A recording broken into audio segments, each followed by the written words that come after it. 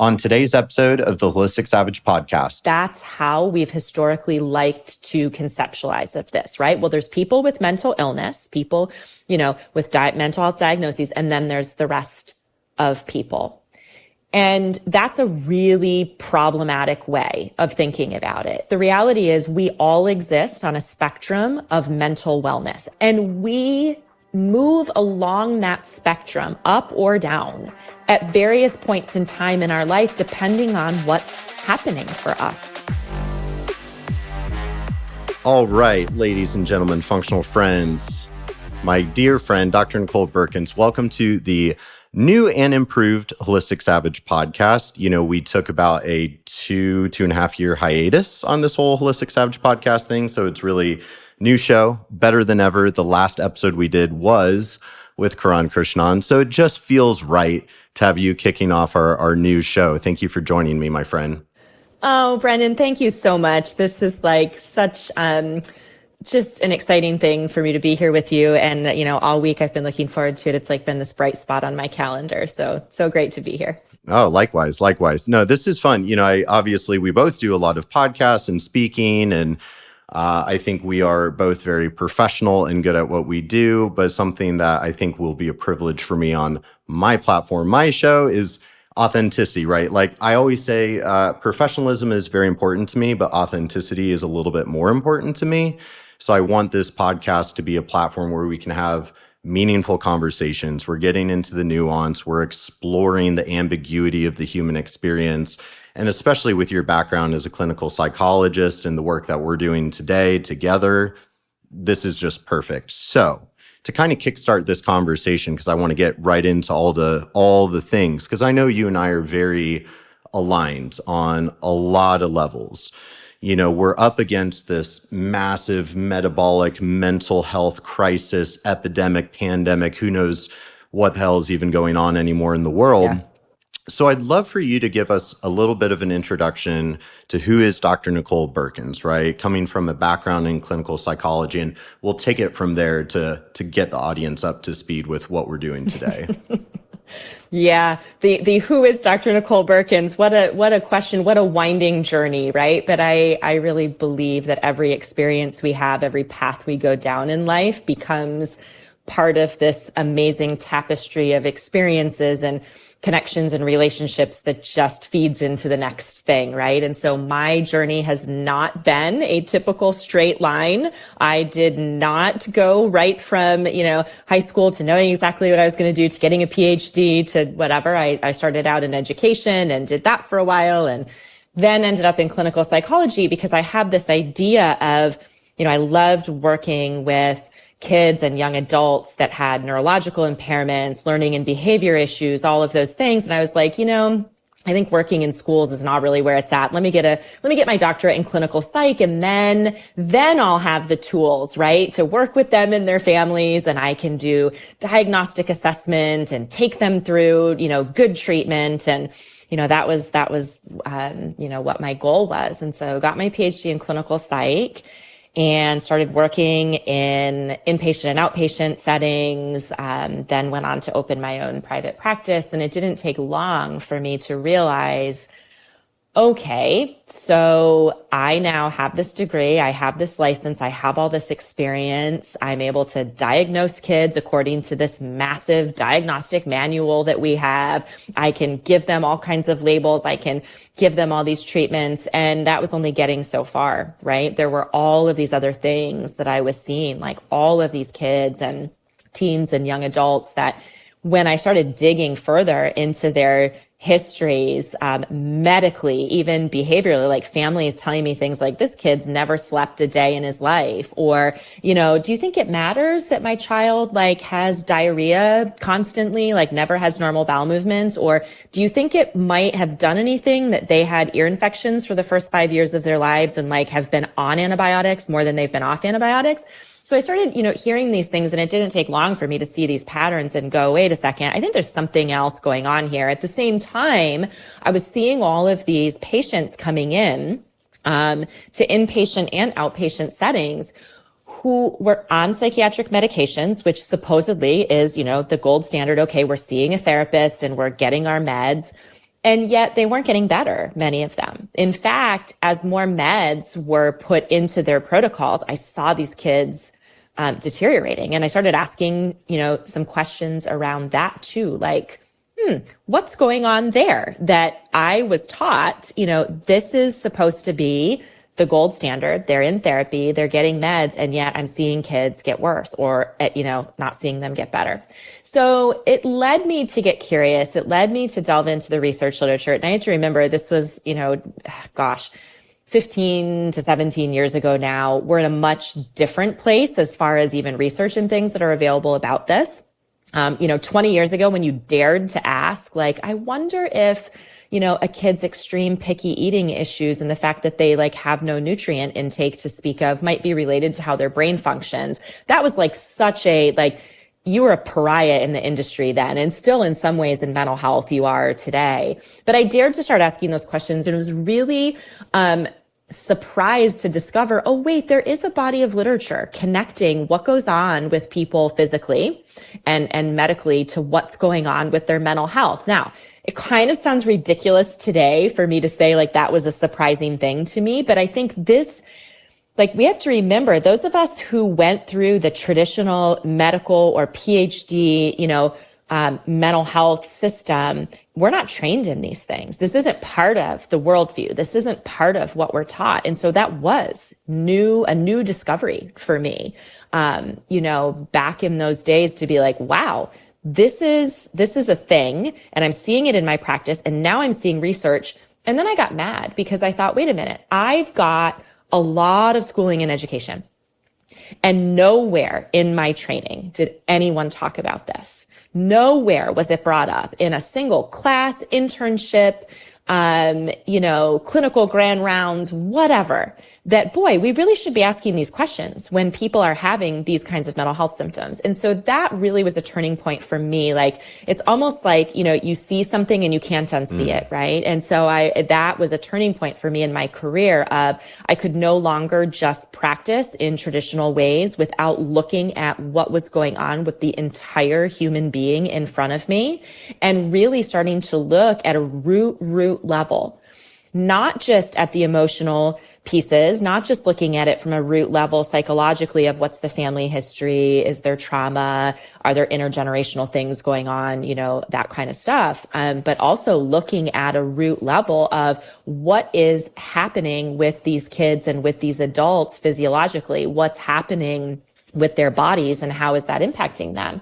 And so that's really defined the rest of my career. I went on and got a lot of additional training, ended up getting a master's of science degree in nutrition and integrative health, mainly so that I could understand a lot more about the biochemistry of this, and really, quite frankly, to have firm footing to stand on in my field with the potential of people bringing complaints or accusations of me practicing outside of the scope of my PhD license, which is also a reality that we have, that, we've so narrowly defined who's allowed to talk about something as basic as food impacting how your brain and body functions, right? But that's the world that we live in.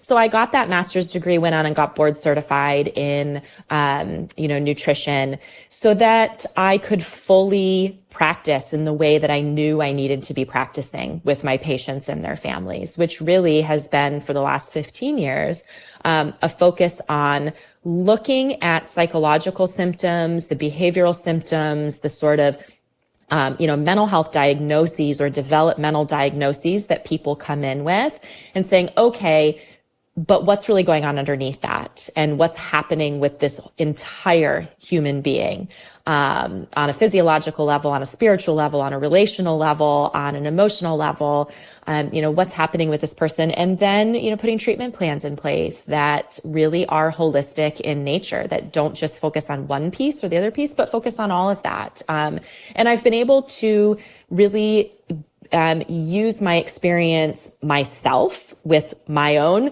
brain and body and issues that I've dealt with and symptoms that I've, needed to deal with, as well as with my own children. I'm a mom of 4. My kids are older now, but when they were younger, it was sort of like I was living some things at home and seeing some things in my practice. And it gave me an opportunity to really get a firsthand glimpse as a parent into, okay, what's really going on when kids are having, chronic behavioral issues or chronic things like eczema or things like that. And how can we address that? So, it's really my entire lived experience on the personal and professional side has informed the way that I conceptualize of what's happening for people, and really much had a huge shift compared to when I was originally in school around how I conceptualize of mental health and what it means to have mental health symptoms, mental health dysfunction, and most importantly, how we help people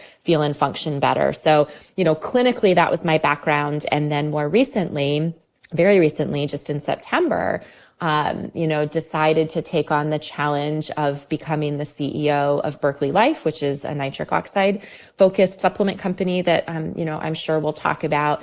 But really, it's been this transition over the last several years of taking what I know and understand from clinical practice and using that to help companies, particularly in the nutraceutical and the nutrition spaces, to understand how they can be educating patients with these kinds of issues, how they can be formulating and creating products that really move the needle, how they can be doing research that helps solidify and inform our practice with these patients, because that's, really what needs to happen in order for this whole realm to be more accepted. So I've been working more in the research, consultation, formulation, that side of things. So the shift into Berkeley Life now and being a CEO, really, I look at it as a natural extension of the 27 years that I've spent working with humans in clinical practice. This episode is brought to you by Berkeley Life. This is a company that has become near and dear to my heart as leaders in nitric oxide testing and therapeutics. I was actually given the opportunity to join the Berkeley Life family as their director of clinical education, and I'm very proud to be working with Berkeley Life to advance the science, the research, the testing, and therapeutics around nitric oxide, which is such an amazingly fascinating subject with no limit to its clinical application. Back in my bro science days, when I was about 17, 18 years old, I was a sales associate at GNC selling supplements. And back then I was really big into bodybuilding and just really the meathead lifestyle. And in the fitness junkie world, we've all embraced nitric oxide for many years for its ability to help us train longer, train harder, and recover faster by promoting vasodilation and blood flow.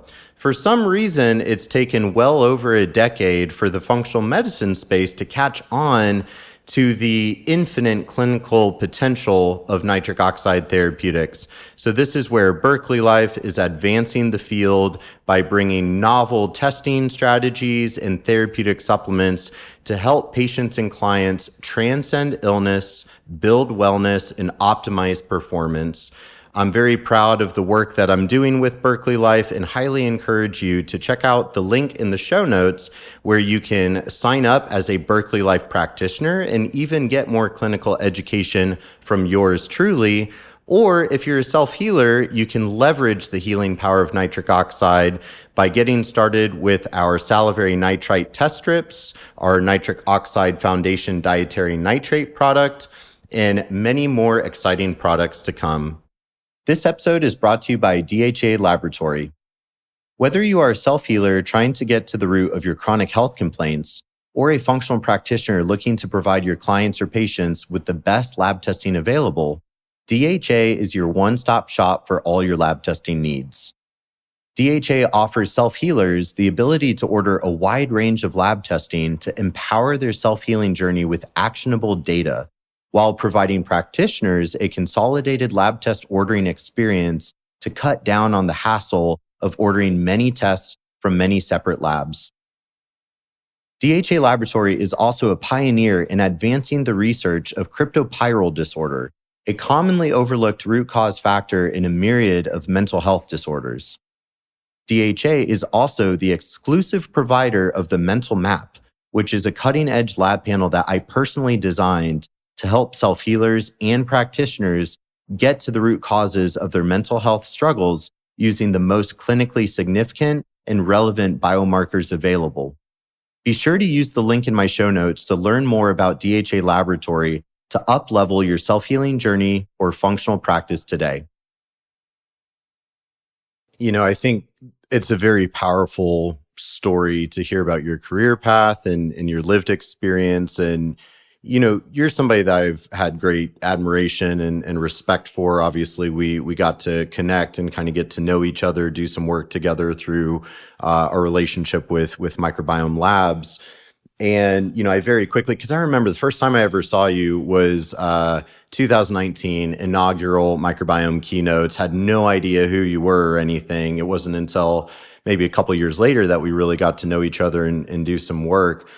And, I felt so much understanding and alignment with how we look at things. And while I've had the privilege and opportunity of getting to have a lot of really cool experiences, throughout the functional medicine, holistic health, and fitness sort of industries and spaces. Not all of us within the industry or space are in alignment. We don't always really look at things the same way or see things the same way. And I think what's really interesting about your path, and you answered a question I was going to ask, which was, do you feel like you were let down by your education and everything, right? To go through to accomplish, the highest level of academia with a PhD, clinical psychology, and, never making assumptions is something that's important to me. So I do want to just briefly ask of, throughout your PhD in clinical psychology, how much training was there on nutrition or the importance of exercise for mental health or, supplementation or sleep hygiene or any of these principles that are the bedrock of our functional industry? Yeah. The answer to that is virtually none. Especially not in the standard curriculum that's taught, right? Now, did I have some professors or mentors, along the way in the years of graduate school who touched on, particularly exercise? That's a more acceptable kind of thing to talk about because of all the data, even over the last 30, 40 years around the importance of exercise. But again, it wasn't talked about in any kind of a meaningful way of like, hey, exercise should be a first line intervention for somebody who presents with depression, for example. It was more like, yeah, you should talk to people, you should try to get people exercising. Now, I will say, my PhD training was now many years ago. I would like to believe there's some shift happening. The reason I'm hesitant to say that is because I do, mentor and work with students coming out of these grad programs even now, and they don't know anything about these things either unless they've taken it upon themselves to learn. I remember back in the day, years ago, like daring to submit a presentation to, one of our big psychology industry, associations. And it was like rejected out of hand. Like, why would we have someone talk about that? Why would we have somebody come and do a presentation on the impact of diet? Now, some of that's changing in the mainstream. We've got, I've got some wonderful colleagues in mental health and psychiatry in particular who are starting to try to shift that narrative. But the reality is mental health is very, very, very much in the dark ages still. At least when you look at the traditional mental health world of training and all of that. So yeah, I felt very, very let down. I felt like, how is it that they're, in a PhD program, especially, which is a rigorous scientific, supposed to be a scientifically grounded, scientifically based discipline, to go, wait a minute, there's a body of research literature around this, that nobody talked about, that I left school and all of my extensive practicums and internships and postdoc work. And no one talked about this. And as I thought back to, even my work in a pediatric hospital setting with people who were supposedly having these clinics where you see the physician, you see the social worker, you see the psychologist, you see the dietitian, you see all these people. And yet nobody was talking about it there either. And, I distinctly, talk about like experiences of sort of having it hit me in the face and feeling really like let down about, wow, we have a messed up system. I, for a couple of years, did work in the integrative cystic fibrosis clinic at the pediatric hospital that I was associated with and doing work in. And so, a lot of kids with cystic fibrosis, as with any kind of chronic physical condition, have a lot of overlapping developmental and mental health issues, right? I mean, you have a kid with chronic illness, you're going to get things like anxiety, like depression, like ADHD. A lot of it's sometimes caused by the medications that they need to be on for their, chronic illness. But I'll never forget being in, one of the issues with kids with cystic fibrosis is they have difficulty gaining weight. Because they lack the enzymes to break food down. So these kids are on enzymes. You try to get them eating more, all of that. And I will never forget, I got called in for this consult on this 8-year-old who, they were in for their monthly visit. And, this kid is buzzing around the room, like just racing around the room. And the mom is going, the teachers are complaining, like he can't sit still. He's not functioning well in school. Like we're having to come pick him up all the time. Like they're saying they think he has ADHD, whatever. Now I'm in the room. The dietitian, the pediatric dietitian is in the room. The doctor's in the room. And so she's like, I think he has ADHD. And I had just gotten done hearing the dietitian do their spiel to the family about how he needs to gain weight, let him have whatever he wants, let him have all the candy bars, all the ice cream, all the things he wants because your kid needs calories. That conversation had just happened. Now mom, it's the psychologist's turn, right? So mom's going, I think he has ADHD, he can't focus, he can't whatever. And there was this moment in my mind where I'm like, does anyone else in this room right now, does anyone else see what might be going on here? Like this is a kid who is existing on things like ice cream, candy bar, chips, like whatever calories can get in him. Nobody here is talking about what this mom is being encouraged to feed this kid might be doing to his brain, to his body.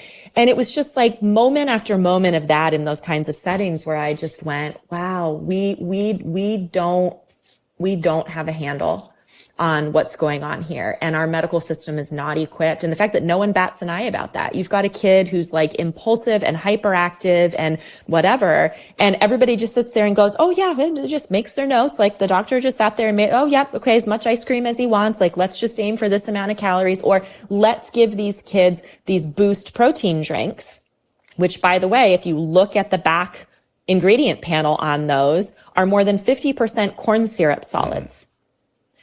And you go, I wonder why kids are struggling, right? I wonder why just getting calories in them and documenting that, well, they have their caloric intake and yet they're not functioning well.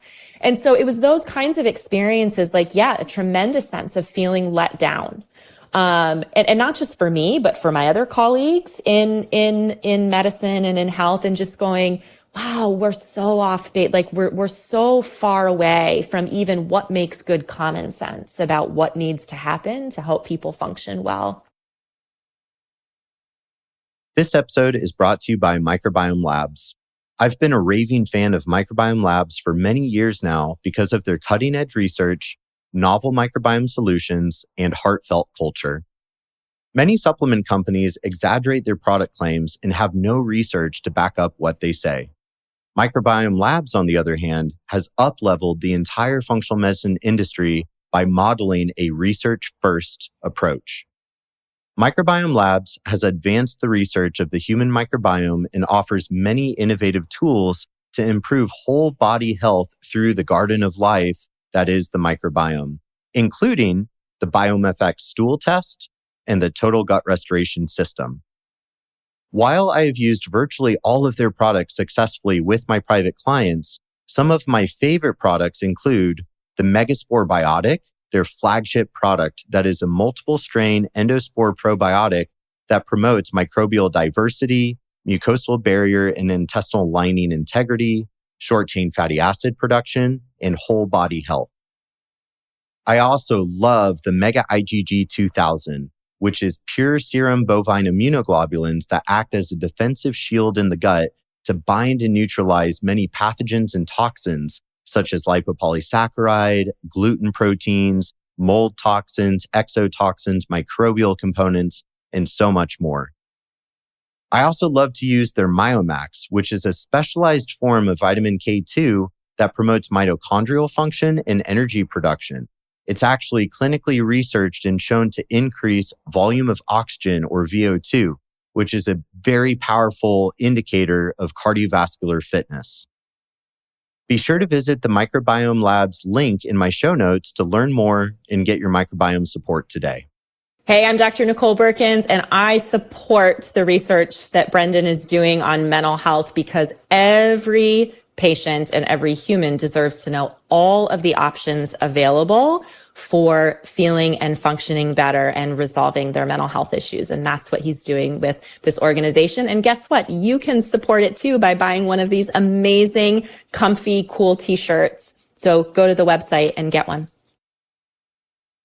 That's the kind of experience that I think is really impactful for the audience to hear. Because for me, it's an interesting thing of starting my career with fitness nutrition, and there for a while, like I knew I wanted to do deeper work, lab testing, kind of cool clinical stuff. I just didn't know how to get there.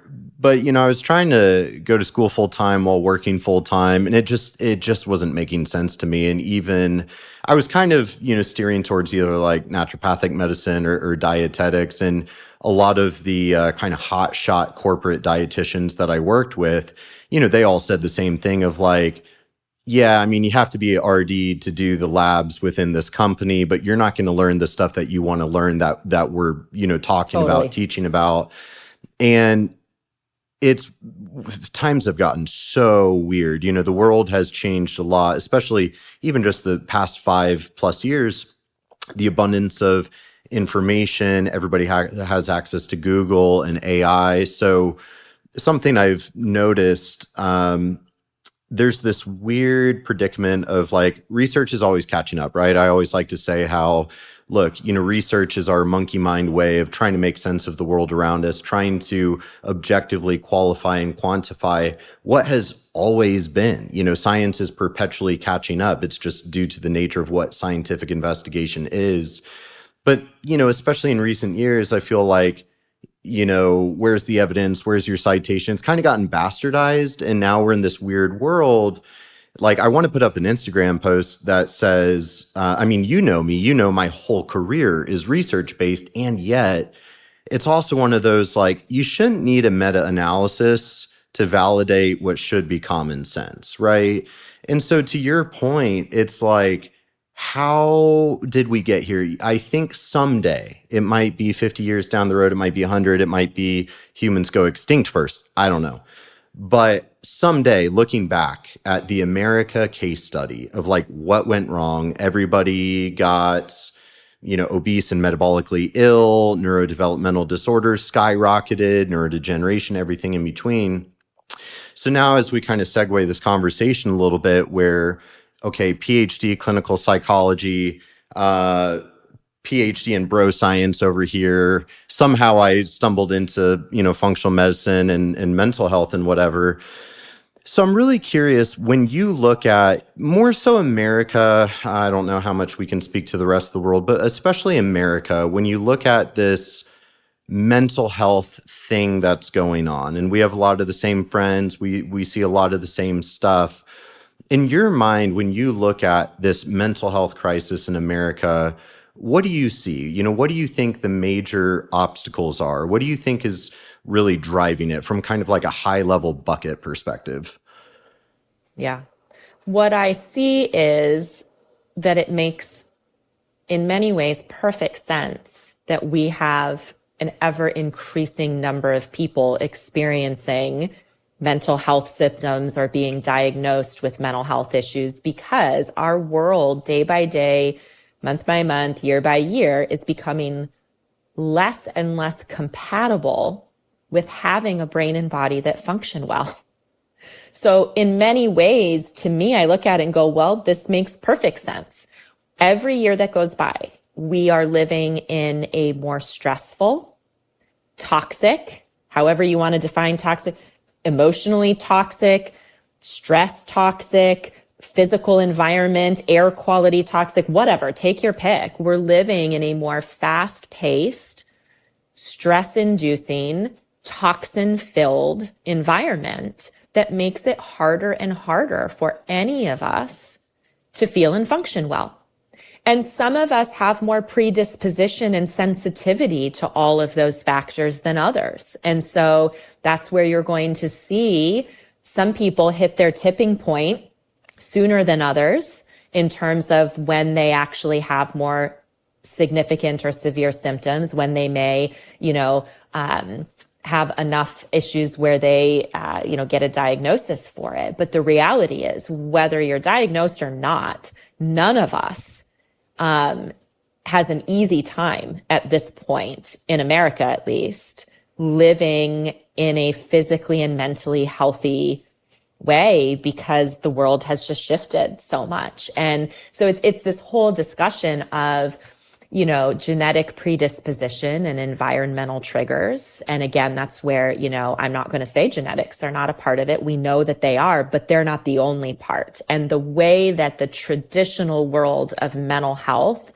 and the science of mental health has operated is people have a genetic predisposition to neurochemical changes that make them have these things. And we actually know that that is patently false as an overall concrete narrative. We know that there are genetic predispositions for some things, but we know that the genetics themselves play a relatively small role when you compare it to all the environmental and what we know as epigenetic, kinds of factors going on. And so the reality is we all have genetic SNPs. We all have genetic predispositions to lots of things. It's getting harder and harder for those genetic predispositions not to get triggered, given all of the copious triggers that are out there in the world right now. And so when I look at it, to me, we don't have a category of people who are mentally ill and people who are not. Like, I think that's how we've historically liked to conceptualize of this, right? Well, there's people with mental illness, people, with mental health diagnoses, and then there's the rest of people. And that's a really problematic way of thinking about it. Because the reality is we all exist on a spectrum of mental wellness every single moment of every single day of our lives. We are somewhere on this spectrum of mental wellness between, the extremes of, on the one side, being very well balanced, well regulated, not experiencing symptoms of things like anxiety, depression, psychosis, whatever, to the other extreme end of having very severe symptoms of those things, and then everything in between. And we move along that spectrum, up or down, at various points in time in our life, depending on what's happening for us, right? COVID is a beautiful example of that. People who were on more this end of the spectrum, like, well, I've never had symptoms of, significant anxiety, depression, whatever. And then they got COVID, or maybe long hauler COVID, and now have shifted to this other end of the spectrum where they're experiencing profound symptoms of that. If we look at that through the lens of traditional mental health or medicine, we would look at that and go, well, this person obviously had a genetic predisposition and now, it was bound to show up. And so, yep, here you are, you've got severe generalized anxiety disorder and, moderate to severe depression, and here's your Prozac. Mm-hmm. But that, of course, defies common sense. And it also defies what we now understand in the research of, like, no, people's mental health and brain function can be profoundly influenced by transient factors like viral infections, like bacterial infections, like things that happen to them in their life, right? Experiences that they have. And so we have to, in my opinion, if we're going to effectively move the field of mental health forward and we're actually going to be invested in helping people, we have to get rid of this very outdated, very erroneous way of viewing this, which is you are a person with mental illness or a person without mental illness. And if you've ever had symptoms of mental illness, then forevermore, you are a person who's mentally ill. And we have to start conceptualizing it along this spectrum that we all throughout our human existence move up or down that spectrum of being more mentally well or more mentally ill or mentally dysregulated, depending on a myriad of factors, depending on our stress level, depending on traumas and things that happen to us, depending on things we're exposed to in the environment, depending on illnesses that we get, depending on whatever. And there is a really profound importance of that for helping people conceptualize of what's going on with them and giving them hope that you may be on this end of the spectrum right now, dealing with profound PTSD or brain injury or psychosis or anxiety or whatever. But that is not your destiny. That is not where you are destined to stay. You can move along this spectrum up towards mental wellness with the right kinds of interventions, with the right kinds of supports, with the right kind of understanding of what's actually going on there. And to me, there is a tremendous amount of hope in that in and of itself is critically important for people feeling and functioning better, right? And so that I think is just after 27 years of being in this field and doing this work with people, that's firmly where I stand now, in terms of how we need to conceptualize of what mental health is and how to identify what's going on with people and how to help them understand what's happening with them. Absolutely. You know, I think what you said is very powerful. And with, some of what I deal with through my, career and my platform, it's interesting, to see kind of the sociology, the psychology, the belief systems. And a lot of it is actually reflected to me of like, these are the people that are, pursuing and consuming functional medicine and functional related goods and services, which is where, you know me, I'm relatively outspoken, even against some of the shortcomings of functional medicine and the limitations of this, singular root cause ideology. As soon as we're trying to nail it down of like the one end all be all root cause that I can throw a silver bullet, either allopathic pharmaceutical protocol or supplemental nutraceutical protocol. But what is that one root cause, and who's the smarty pants practitioner that can figure, because I'm just too complex for your average practitioner. Right. And there's a lot to unpack there that we don't even have time to scratch today, right? But to your point, it's like we've got 20 to 25,000 genes in the human genome, 100 times that in the microbiome. And to date, over 88 million SNPs have been identified. What's the hottest genetic test on the market? How many SNPs does that measure? Like 200 out of 88 million? Do we know the complex interactions of all these genes being turned on, turned off? No. So to your point, this holistic lens, looking at the healing opportunities of how do we increase the level of epigenetic functionality or whatever word salad we want to throw at it. How are we improving their level of functioning on the spectrum of the human existence, right? Because to me, I like to try to get people thinking, so I use myself as a, guinea pig and punching bag all the time of like, okay, well, it was 10 years ago I swallowed a bottle of pills, and I thought that would be a great idea of just like, screw this, I'm out. And, then it's like, okay, going through the conventional psychiatric model, coming out the other side, and now being medication-free, kicking ass, doing whatever the hell I'm doing anymore. So does that mean I was mentally ill and I cured myself? Does that mean I have a lifelong mental health disorder and I'm just currently in remission because I'm doing a good job taking care of myself? Now, these are just rhetoric musings. I have my personal beliefs on my shit, but I like to throw it out there to kind of get the audience thinking, because for one thing, I think to accomplish mental health, you kind of have to have some sort of concept of, well, what does mental health mean to you, right? Yeah. And so as we start trying to navigate this complex, milieu of mental metabolic crisis and neurosis and all the things going on. So I'm curious to kind of then steer with, your experience as a clinical psychologist turned integrative functional gangster, how then does this turn into, boss babe CEO of Berkeley life? And let's kind of talk about this Berkeley life thing that we're doing.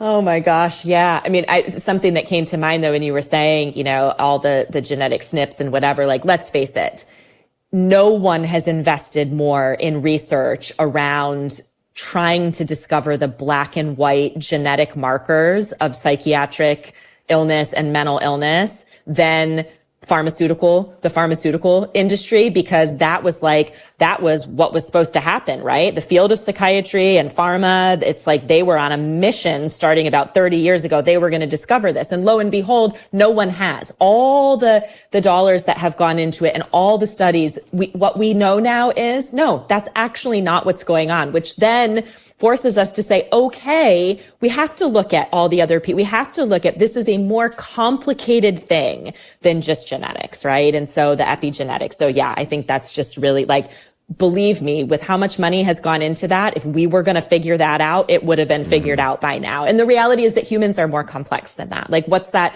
quote about, if the human brain was so simple that we could understand it, we'd be so simple that we couldn't, right? It's like, we're complicated, interconnected beings. And it's not just the brain, right? And that's the other bizarre thing that we have in the field of allopathic medicine, in the Western model of healthcare, where we act as if all of these parts of us are disconnected, right? Mental health is just about from here up and what goes on in your brain. And physical health and medicine is what happens in the rest of you. And dentistry is just what happens in the mouth. And yet it's ridiculous, because these are all interconnected, right? It's like your brain is totally connected to your body and your mouth. And so this idea that, well, if you have this type of problem, if you have anxiety, you need to go see a psychologist. If you have a heart murmur, you have to go see, cardiologist. The reality is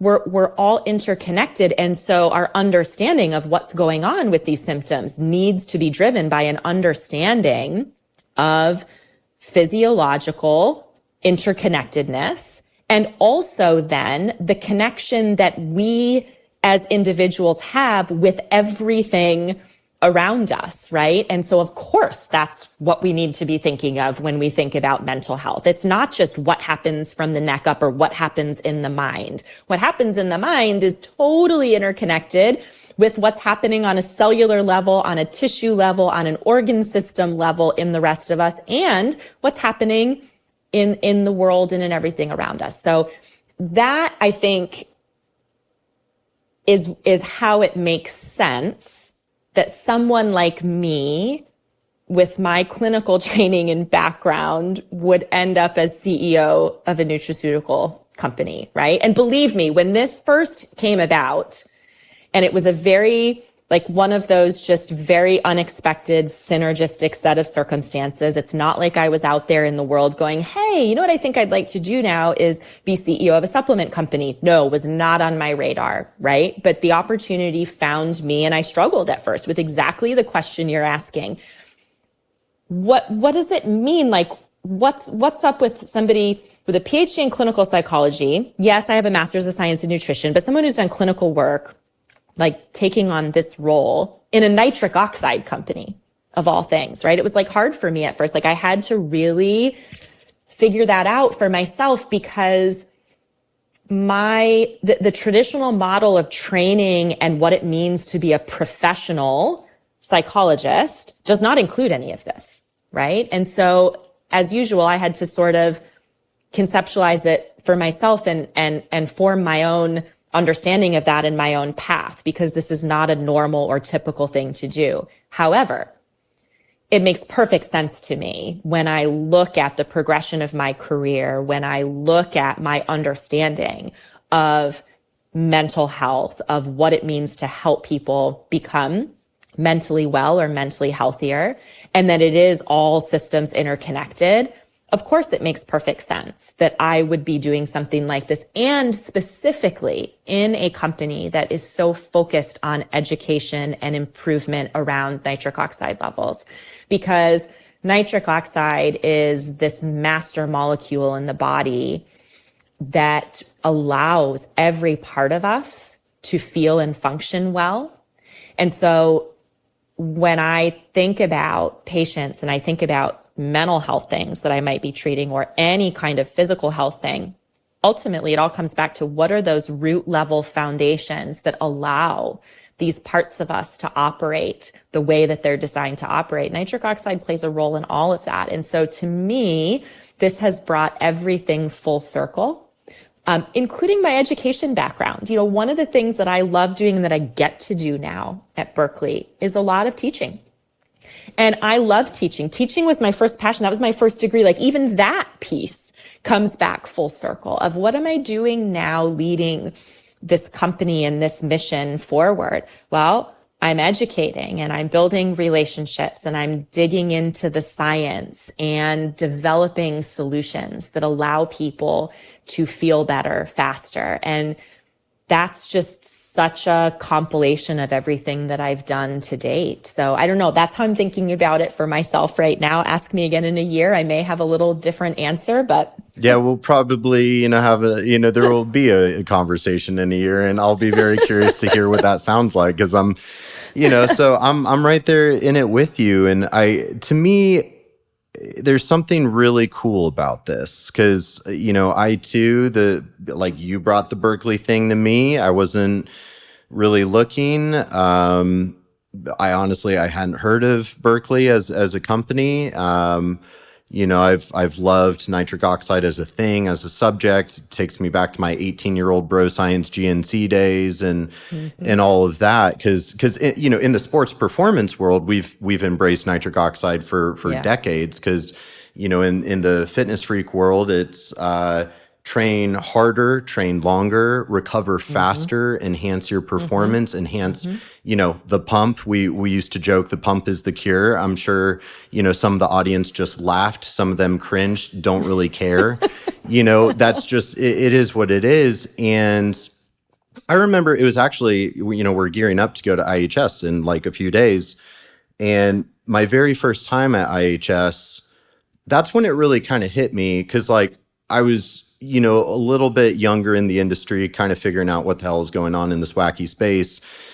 I thought we were all on the same page. I thought we were all in alignment of okay, nutrition, fitness, stress management, sleep, that kind of comes, first. That's the bedrock. I very quickly realized nutrition and fitness is still grossly missing, right? And it's interesting how the work that we're doing at Berkeley and advancing the research of nitric oxide, advancing testing for nitric oxide, advancing therapeutics for nitric oxide.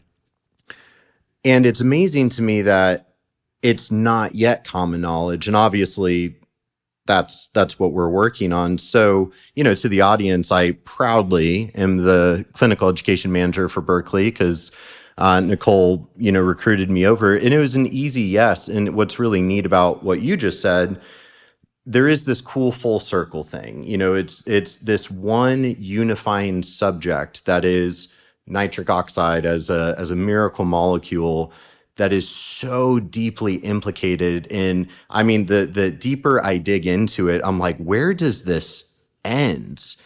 It's crazy to me because, of course, yes, vasodilation, blood flow, the pump, blah, blah, blah. But the clinical applications are truly infinite. When you look at whether it's the microbiome is using it as a quorum sensing molecule to coordinate their microbial activity, and our cells are using it to regulate, everything, right? Everything. So I think kind of what I'm, hearing is obviously with this new CEO position, you're getting to use all the skills that you've acquired over the course of your career. And it's this full circle thing. And I don't know, I think it's kind of beautifully symbolic how this nitric oxide molecule, it's so much more than that. It's delivering optimal health. It's delivering an enhanced flow state. It's helping patients feel better faster. It's unifying the collective. I feel like there's a lot more to it than simply it expands your vasculature for increased blood flow, right? Right. Well, I think that's our mission. When I first started digging into the research literature and doing my due diligence before coming on board and agreeing to do this, I was really again, had this profound moment of, wait a minute, why is nobody talking about this? Like I even said to Dr. Jeff Bland not that long ago, I was like, Jeff, why is this not taught in the foundational courses in functional medicine? Like, why are we not, like, I went through an entire master's of science degree in nutrition. And yes, I learned the biochemistry of it, but it wasn't talked about therapeutically. And so I had this moment again of like, wait a minute. There's this extensive, like almost nothing's been studied as much, right? Like when you look into, if you go to PubMed, you're going to find about 250,000 studies and many of them on human health and nitric oxide. And yet we're not talking about it, I think, because there's confusion, there's complexity, there's nuance, and we like very black and white things, right? We like to see a lab and go, oh, you're low in this, and let me give you this and make it better. And nitric oxide's more nuanced than that, which I love. But again, I had this moment of, wait a minute. We're not talking about this and we need to be. And so then that gets me fired up and passionate about like, okay, something that's as fundamental and foundational to health. And even in the world of functional medicine, we're not really talking about this. And if we are, we're talking about it related to cardiovascular, blood pressure, and erectile dysfunction. And we're not even like bringing women into the conversation of, hi friends, it's not just ED in men, it's sexual function in women.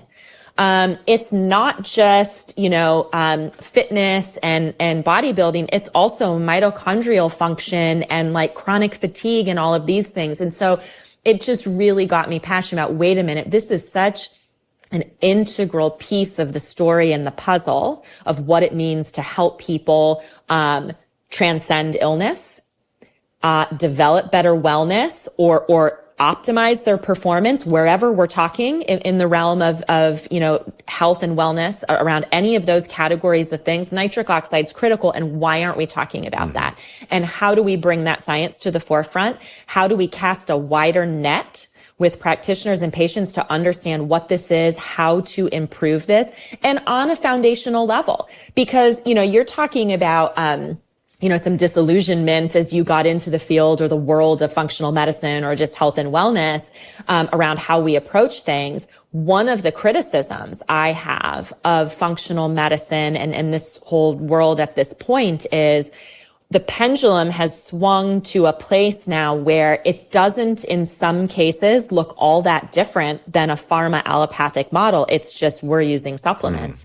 It still can easily go to this place where we're pretty siloed. We're identifying specific symptoms and we're saying, here's your pills for that. It's just the pills that are used in functional medicine are nutraceuticals, but it's still the same way of approaching disease state. And if we're going to be true to what functional medicine, integrative health, holistic health, whatever term we want to use, if we're going to be true to what that's supposed to be about, it's supposed to be about systems level thinking.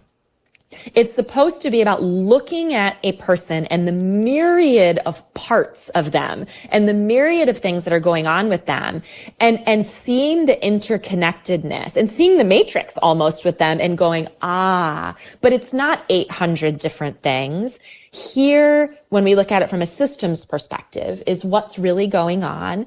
And at a root level, then, what are the things that will shift you from wherever you are on that spectrum of wellness or illness in the direction of wellness? It's not about $10,000 worth of tests and $600 a month worth of supplements.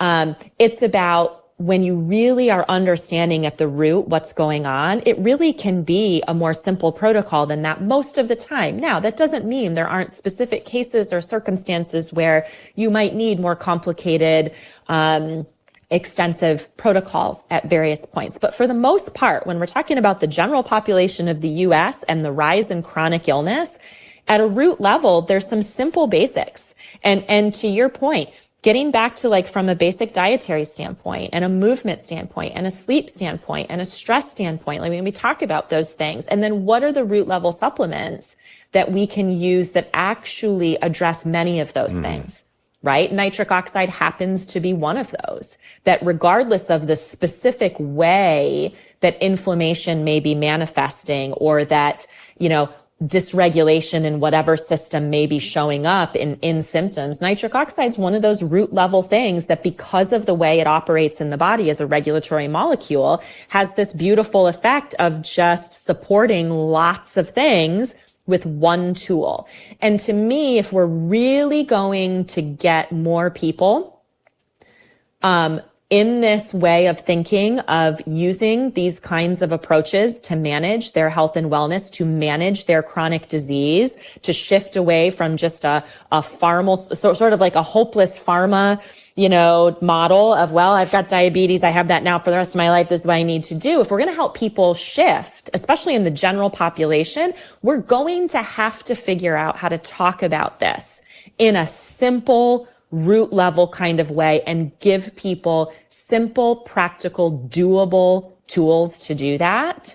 And that's why I'm so committed to things like nitric oxide, to things like basic diet kinds of changes. How can we make this understandable and doable for people? And a lot of what we're doing right now in functional medicine and maybe integrative medicine more broadly, I think is kind of in the weeds.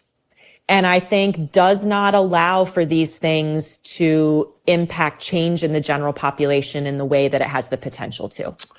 Absolutely. So much to unpack. We'll definitely have to do a round two, but as we're kind of rounding out this conversation, it's like, I've been saying for years how I firmly believe at least 80% of what we deal with in functional medicine really could be ameliorated with good nutrition and exercise and some basic lifestyle habits. And to your point, and I think it's, the age of information, but we are overcomplicating the shit out of everything, Yes. And I see it every day, even in I don't have the time to go on the tangent about it, but even in my own practice, I cannot for the life of me get any of my, self-healer clients to commit to doing the work with health coaching. I was having coffee with one of my personal training buddies this morning across the street at the gym. I was kind of explaining this to him because he was trying to understand my career and what I do, which is hard to explain. And, one thing I was kind of joking with him about, I'm like, honestly, if you're going to be a service provider, therapist, that works. People are going to need to come talk to you about their problems. Personal trainer, that works. They're not going to get that workout without you right there. Massage, that works. Who's going to rub their body? Haircut, good returning business. Virtual health coaching or nutrition coaching, people don't want to sit there and pay, $200 an hour to be told what to put on their plate, right? And these days, there's this whole other conversation we can have at another time, maybe, of kind of unpacking the self-limiting belief psychology around there's something to some of these self-healer type people of, I think what it is if I overcomplicate the self-healing regimen, then I have a built-in excuse as to why I'm not making the changes I need to make. It's not my fault. It's the protocol failed. The practitioner failed. I haven't found the right root cause, right? And I need to make it more complicated, and now I'm even more of a victim. I have more of a sad story as to why I'm not getting better, right? And, maybe I could get people to do more health coaching if I was the one doing it, but I don't have the bandwidth and I don't want to unpack that with them, right? I like to think I can do the world more good by training practitioners, training doctors, and to bring this more full circle, and I posted about this recently of maybe the antidote to that over complexity is let's simplify, right? Let's reduce, let's simplify. In the world of coaching psychology, which I have a strong background in, it's all about how do we induce behavior modification, which then really means we have to induce, belief system modification, which then on a cellular level means we have to really induce neuroplastic remodeling. And so this is where, bringing it back to nitric oxide, of so much more than blood flow. It regulates inflammation. It regulates neuroplasticity and neurogenesis. It regulates neuroendocrine signaling. So I think it's a really exciting thing that we're doing with we are directly advancing nitric oxide research. We're actively doing all these different studies, many more coming down the pipeline, the testing, the therapeutics. I think what we can do, to your point, is return functional medicine back to what it was always meant to be, right? Yeah, I agree. And I think what I love about the way that we go about supporting nitric oxide levels in the body at Berkeley is essentially our foundational product, which is our Berkeley Life Foundation, is diet and lifestyle in a capsule, which may seem like an extreme way or an excuse way to think about it, but we live in a world where it is hard for people to change their behavior. And while we can look at them and go, what's your problem? Like you're obese, you're diabetic, you're whatever, like go to the gym. There's so much past history, trauma, all kinds of layers of things that go into why it's just not easy for people to do that. Yet we know that they benefit from the changes. Nitric oxide is one of the reasons that they benefit from those changes. And I look at the foundational formula that we have of dietary nitrates and I go, okay, it is really hard to get people to eat a nitrate-rich diet and to exercise every day and sleep well. It's tough to get them to do that. Here's a support we can offer their body in the meantime of saying, this is your therapeutic dose of daily nitrates that you can get in capsule form while we're working on behavior change, while we're working on shifting your mindset, getting these things built into your routines, teaching you how to cook, teaching you how to shop for produce at the store. This is a way that you can take an action by taking these dietary nitrates every day to give your body what it needs to support those nitric oxide levels so that you can get the benefits that we're wanting you to get from regular exercise, from eating in a certain way. So to me, it's this really lovely offering to the world of, here's a way to leverage your biology and support yourself on this path while you're working on the harder stuff.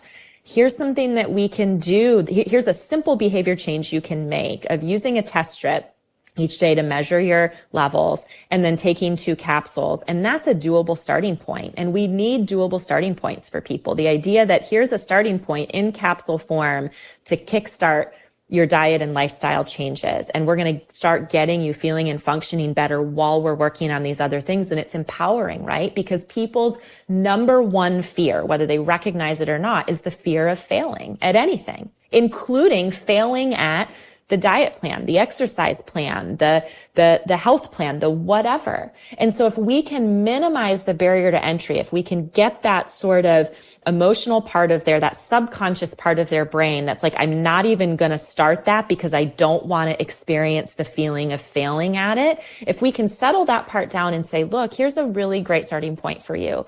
We're going to give you this diet and lifestyle in a capsule right now while we build up these other things. I just know from 25 plus years of working with real people in the real world that when we can offer them an entry point that helps them feel successful and feel like they're doing something important for themselves, then we get the momentum for all the other change. And so I think that's what I love about what we offer as just a really doable open door starting point for people that starts to move the needle in a way that allows them then to implement the other things. Absolutely. I remember, there's no cure for the human condition. I remember back in the day, before I fully gave up personal training to focus on my functional medicine career, I remember when I would onboard a new, fitness, nutrition, health coaching client, I would literally take the time to kind of map out, here's how it typically goes with most clients. Not saying that's you, right? Of the initial excitement. You're excited, you're motivated, you're all about it, and you're all bought in and everything. We get to work, we start doing 3 workouts a week. You're kind of following the nutrition plan a little bit. It's around the end of month 2, you start getting into month 3. It's like, oh, all this behavior adjustment, it's a lot to sustain. This doesn't feel like natural built-in part of my lifestyle. And it usually was around that 3, 4 month mark of kind of one, two things happens. Sometimes they drop off and they disappear into the mist and you never hear from them again. And a lot of that is Yeah. shame based, right? And even That's the right. most That's right. empathetic patient coach of like, hey, so and so, like, love you so much, come back in for another session, da da da. But, it's hard. It would be easier for that person to start over with somebody new, rather than facing that again. And that's because the reflection of their own shame. And to your point, a lot of times, I struggle with this kind of internally of, you have to sell people what they want, but then you try to give them what they need. Right. And so it's almost like a bait Yeah. and switch of like, well, you want my fancy mental map lab test because you want to see what's going on in your body and see if you can identify a root cause so you can throw pills at. So, like, I'll sell you that to get you in, but then I'm going to try to educate and empower you to actually understand the real work that needs to be done. And to your point, like, look, I love clinical biomarkers. I love building fancy protocols. You I do. love it. Like, God, I love it. And you're Thank great you. at it. Thank you. It's a skill, I like to think.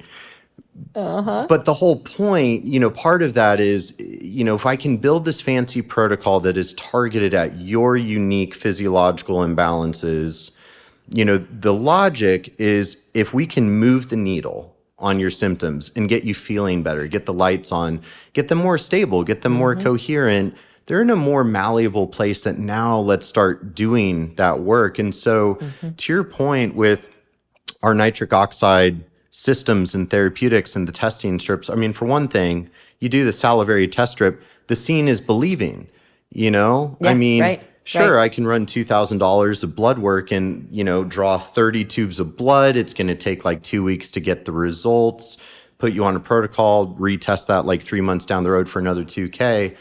But the ability of like, I can test my salivary nitrite and I can see like, how pink is this strip?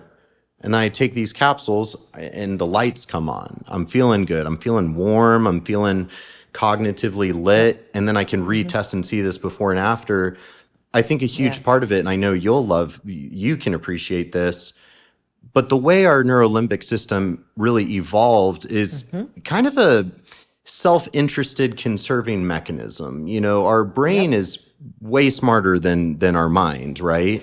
Where if there's a behavior that we are spending vital survival resources, calories, energy, cognition to do this thing, there has to be that reward for that thing. Our brain is not going to encourage us to keep doing behaviors that are not getting us closer to what we're trying to, acquire.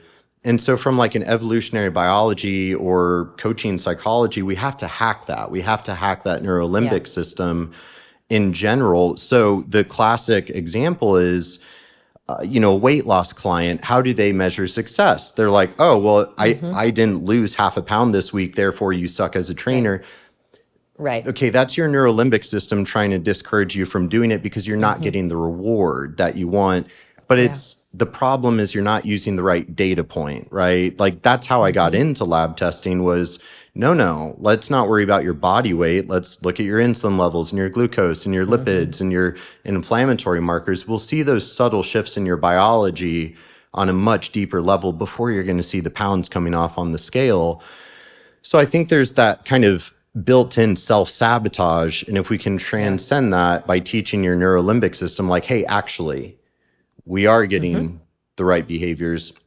So I get really, really excited about our Berkeley Life nitric oxide testing system and therapeutics because we can enhance all outcomes across the board. This is universal. It doesn't matter whether you're sitting in cold water or tripping on ayahuasca in Costa Rica or whatever vagal toning wizardry, whatever. Right.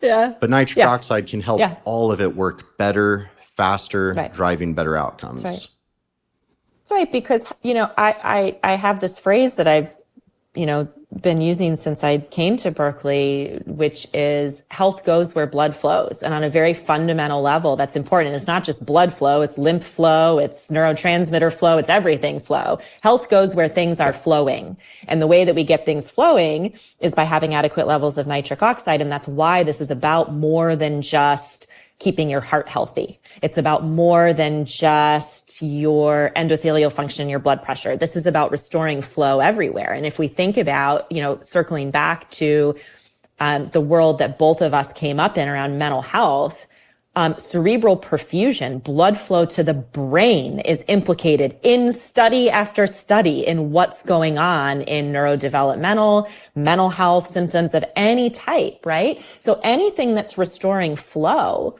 is going to be important. And that's what nitric oxide does. And so whether we're on a fancy protocol of, 15 different supplements and diet and whatever, guess what? If you're doing all of that and you're not fundamentally paying attention to making sure you have adequate flow in your body, all of those supplements, all of those dietary interventions, those things are not going to be able to work as well because they're not getting where they need to go. And this is where we need to shift the conversation around this root issue of establishing and maintaining healthy flow in the body, in the brain. And then what are the simple ways to do that? And, nitric oxide, this test and treat thing, it's so foundational, it's so simple, and therefore it's empowering. And, I think one of the things I always try to leave people with when they listen to me, whether it's on a stage or on a podcast like this or whatever, is with hope. Because I think fundamentally, one of the most detrimental things that we're experiencing in the world today is a profound amount of hope depletion. We're exposed to so much horribleness all the time. We were not made to be in a 24/7 cocktail of news and information and access to the horrors of literally everything in the world, right? But that's what we live in now. And so that can lead to a tremendous sort of collective loss of hope and sort of a depressive, apathetic state. And so to me, when we talk about what do we do to help people move up the spectrum of mental wellness, to feel better, to function better, more than any supplement, any intervention, any medication, any whatever we might do, it's simply reestablishing a better sense of collective and personal hope. And to me, there is so much hope, no matter, the severity of anybody that I've ever treated. There's so much hope. There's so much reason for all of us to be hopeful. And that's what excites me about the work that we're doing now with Berkeley, is that it allows us simple mechanisms for restoring hope in people. And I think that is such a key to health and healing. I love that. So health goes where the hope flows. Maybe that's our new I love tagline. it. Put a TM behind that, my friend. Absolutely. How about no MTHFR? We'll get that one too. That's right. So to the audience, I hope you guys have found this conversation to be very educational and empowering. Be sure, if you're a practitioner, check our show notes because we'll have a link where you can sign up for a Berkeley account. You can get more clinical education from us. We have tons of great clinical education content. And if you're a self-healer, we'll have a separate link. You can go ahead and pick yourself up some salivary nitrite test strips, our foundation product, and I have plenty of webinars that you can educate yourselves with on that as well. But Dr. Nicole, good friend, dear friend, and now also my boss, which is kind of fun. We're having fun with it. It's amazing. It's a pretty dynamic duo. I think we're going to make some positive waves in this space. And to your point, I mean, there's a greater mission here. So I'm very grateful for your friendship, your leadership, and coming on this podcast to have this enlightening conversation with me. Awesome. Thank you for having me. It's been a joy. Thanks for listening to the Holistic Savage Podcast. This is a Wellness Out Loud production produced by Drake Peterson and edited and mixed by Mike Fry. As always, if you liked this episode, please rate it and review it on your podcast app. Don't forget to subscribe and share with your friends. See you next time. This podcast is for general informational purposes only. It does not constitute the practice of medicine, nursing, or other professional healthcare services, including the giving of medical advice. No doctor-patient relationship is formed. The use of this information in the materials linked to this podcast is at the user's own risk. The content on this podcast is not intended to be a substitute for professional medical advice, diagnosis, or treatment. Users should not disregard or delay in obtaining medical advice from any medical condition they have, and they should seek the assistance of their healthcare professionals for any such conditions.